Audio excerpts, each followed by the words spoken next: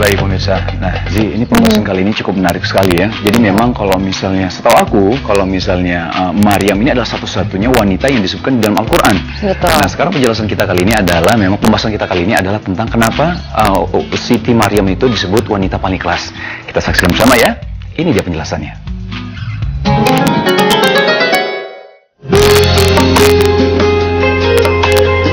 Wanita paling ikhlas dalam Islam.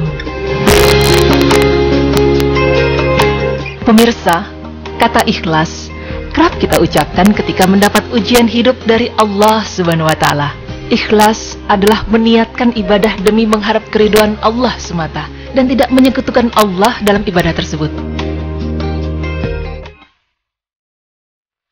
Maryam binti Imran bertempat di serambi Baitul Maqdis, bayi perempuan cantik itu dilahirkan.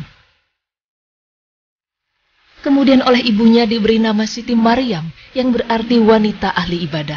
Hal ini sebagaimana Allah berfirman yang artinya, maka tatkala istri Imran melahirkan anaknya, dia pun berkata, "Ya Tuhanku, sesungguhnya aku melahirkan seorang anak perempuan, dan Allah lebih mengetahui apa yang dilahirkannya itu. Dan anak laki-laki tidaklah seperti anak perempuan.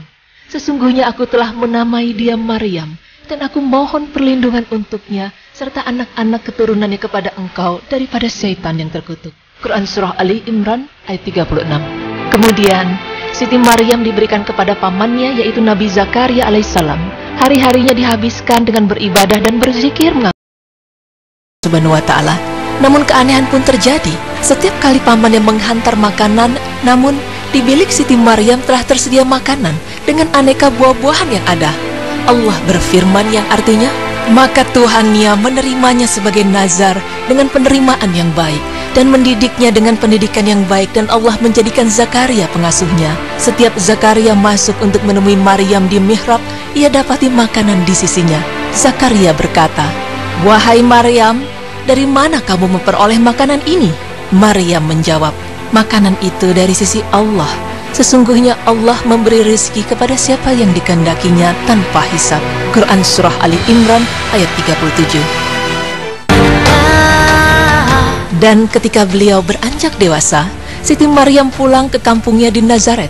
Disinilah awal beliau mendapat amanah di mana beliau akan mengandung seorang putra yang tak lain adalah Nabi Isa alaihissalam. Fenomena langka ini tentu membuat Siti Maryam terkejut, terlebih dengan penampakan malaikat Jibril yang menghampirinya.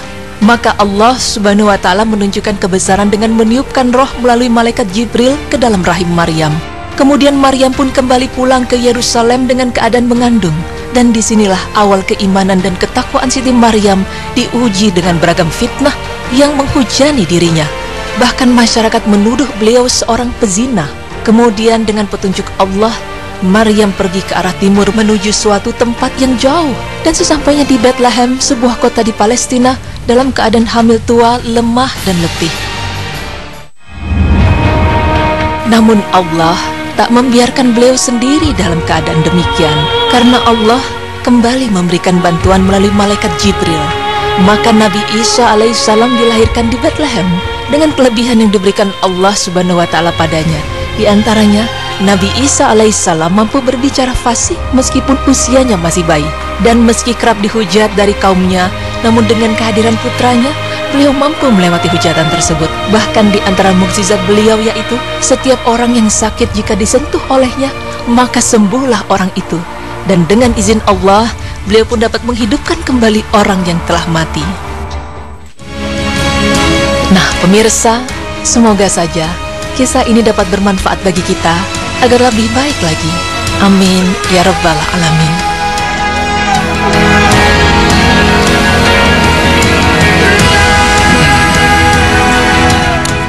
Masya Allah, mudah-mudahan informasi barusan bisa menjadi contoh untuk kita, terutama wanita, karena beliau adalah orang yang benar-benar mulia, ikhlas dan sabar banget jadi wanita ya. Iya benar sekali Zi. Memang tadi kalau untuk kita melakukan sesuatu dengan ikhlas itu memang sangat berat sekali ya.